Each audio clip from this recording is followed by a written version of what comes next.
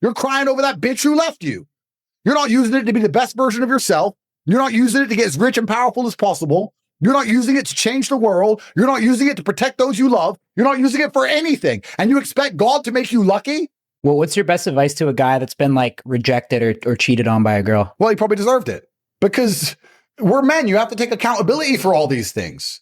What do you mean rejected by a girl? I don't get rejected by girls. Why? This is an interesting question. A guy will come up to me and go, girls reject me. I'll say, okay. Well, they don't reject me. He goes, oh, that's because you're big, strong, rich, and famous. Well, then you have the answer. Get big, strong, rich, and famous. Why are you a skinny little pussy? So what do you want me to do about it? Women are a fantastic litmus test. Women are the mirror to the world. That's what they are. The way women treat you tells you everything you need to know about you. Because we can complain about women all day long, but I'll sit here and say that women definitely shoot their shot, and women are definitely loyal, and women definitely obey, and they'll clean your room, and they'll make you coffee, and they'll share you, and they'll do anything you say. That's what I'll say. And people will go, oh, only for you. Well, why is that? Because I'm highly achieved. So if you want to sit at home and be a loser and be a nobody and not try and not dedicate yourself and not suffer and not display value, and then you expect some hot girl with all the choices in the world to choose you and give a shit about you crying that you're not happy, well, then you're a dipshit and you deserve to be cheated on and left. As a man, every single thing that happens to you in your life, you absolutely, completely deserve, including that woman cheating, because she wouldn't cheat on everyone. There are some complete whores, fine. But then we go deeper down the rabbit hole. If you're dating a girl who's a complete hoe who will cheat on absolutely every single man she's ever with, why are you even with her? Why do you care when she cheats? Take her for a spin and say, I don't give a fuck. You're falling in love with tramps, and then you're emailing me for advice. Well, you're a dummy. There's plenty of good girls out there that will never cheat. You just can't get them because you're a pussy, right? We can't psyop the entire female population. Women with unlimited options, which is what they have via their Instagram profiles. Unlimited options to choose a shit option. I can't sit there and say, here's what you say, bro. Here's the magic word to make her blind and dumb. You're a fucking dipshit. So that's why you got cheated on. Perhaps if you looked in the mirror, you could identify exactly why she did it. You can look in the mirror and say, was this actually my fault? And on some level it is. It always is. The only way you can succeed in life as a man is if you take absolute responsibility for everything all of the time. You have to sit there and say, every single thing that happens in my life is my fault.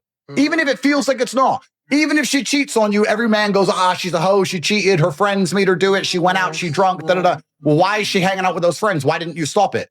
Because you told her not to hang out with them. She didn't respect you enough. So why doesn't she respect you enough? Your fault. Your fault. Why are you falling in love with a girl who doesn't obey you? Because you have no other options. Whose fault's that? Yours. Simple. You're choosing bad apples because you ain't got any good one. And then she cheats and just give him no sympathy. Welcome to the real world, motherfucker. I told you. But the amount of times I get asked about girls by dudes who don't deserve pussy is ridiculous. You're asking me about girls and you're worried about girl cheating. Bro, you're poor. You are broke and you are weak. What the fuck are you talking about girls for? You have bigger concerns to address. It really is amazing to me because I get this all the time. People come up to me randomly on the street. Oh, hey, man, yeah, I love your content. And my girl, your girl, you got skinny arms, pussy. What are you worried about your fucking girl for? It's unbelievable. If you get your shit right, it's amazing how quickly everything else falls into place. The best way to be good with girls is to be good with everything besides girls. If you're good at business and you're good with people and you're good, your body's in good shape and you're charismatic and you're smart and you're interesting and you're wise and you got a good network and a fucking yacht and a Bugatti and a jet, guess what? You can't get rid of them. You can't get rid of them. That's what happens if you get your shit right.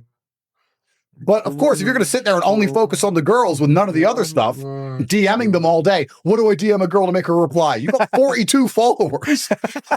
But this obsession with girls, bro, girls are a mirror. Girls will tell you everything you need to know about who you are. And you need to start listening to what you need to listen to the feedback. Listen to the feedback and improve yourself. You can't blame women for trying to get the best they can get.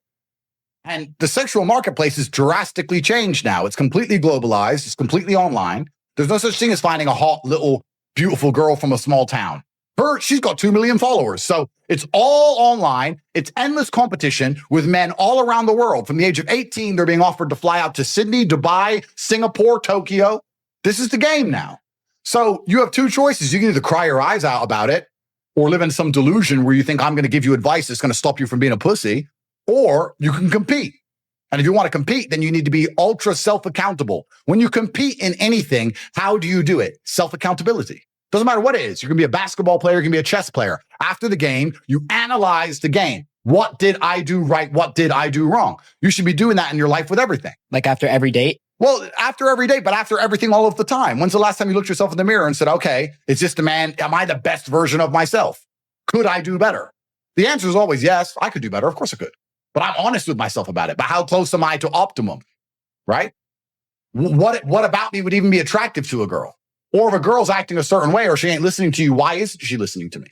Right? But most people don't want to self-reflect. They want to blame the women, which is the problem with the red pill. Even just not women. It's easier to blame someone else. Even in your work, it's easier to blame someone else than yourself. Well, everybody always blames everybody else for everything, which is why they never succeed and win.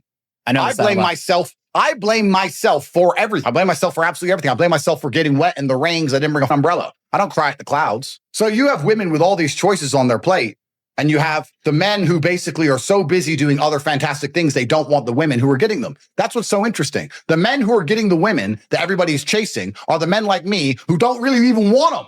I don't want to hang around with a bunch of girls. It's boring. And I don't mean it disrespectfully. I wake up and I'd rather make money, do interesting, big, important things than sit around having date night. I don't want to sit there and hold hands and watch a movie. It's gay.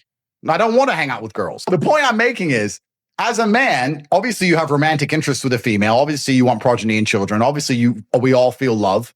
We want to protect and provide the women we care about, of course. I understand all of that. But if you're a man who's truly busy in your empire building, you don't want to sit around with girls all day. You don't want to hang out with girls as your best friend. Your girlfriend doesn't need to be your best friend. She's your girlfriend. It's a very different category. I wake up every day. I'm with my brother. I'm with my guys. We have an empire. We have work to do. We have very important things to achieve. We work all the time. We get all of it done. My girlfriend's around sometimes, but there's none of this. Me and my girlfriend are best friends. Let's hold hands. Let's watch movies. We have the same interests. That is gay. But straight men, we're too busy making enough money to have a third yacht. And then before you know it, all of the gay men who are chasing the real actual hot girls and getting ignored, those hot girls end up on our yachts. We're not chasing them. We're not hanging out with them as friends. We don't care. How do you do this? How does this happen? Yeah, it takes hard work. It also takes a degree of luck. Where does the luck come from? It comes from God. Who does God favor? What makes God like you? God likes you when you try. There's nothing that's going to piss God off more than wasting what he gives you. If you give someone a Ferrari and they look after it perfectly, you're happy. If you give someone a Ferrari and see it the next day, it's got cigarette butts, it's treated like shit, would you be happy you gave him a Ferrari? God gave you a consciousness. He gave you a body. He gave you a mind, and you're not even using it. God only has so much luck to give out. Wouldn't he give it to his soldiers who dedicate themselves and try? Wouldn't he think, you know what, that Tate, he's been through something and he will not quit and he will not stop and he's never said he doesn't deserve it. He's never moaned. He's never felt sorry for himself. He's never complained. He got up every day and worked. Let's give him some luck. What about this guy? Always crying, always has a problem, always feels sorry for himself, always needs motivation, never gets anything done. Everything's everyone else's fault. Does he deserve any of the luck I have in my pocket? The answer is no. You make your own luck by dedicating yourself to the universe. I said this before. I said it in a rain dancing term. Rain dancing. I said, if you need it to rain and your life depends on it, you should do a rain dance. Now, do rain dances make clouds come? No. But perhaps by some strange twist of fate, far in the distance, another tribe will see you rain dancing and realize you need water. And they'll think, he needs water. And we need something he has. And they'll bring you water. If you didn't rain dance and just sat there waiting for it to rain, the water would have never come. There's no such thing as working too hard. You'd be amazed how if you just do work, how amazing things happen. Because I will tell you, as a man who was poor, and I mean filthy poor, complete broke, 15 years ago. Now, me as a successful man, when I see the average man not trying, I feel distaste. And I remember being broke. I was broke not too long ago. You deserve exactly what you're getting. Because I'd rather live this way than live like you people. There's a beautiful poem. It's an Arabic poem, and I don't know it word for word.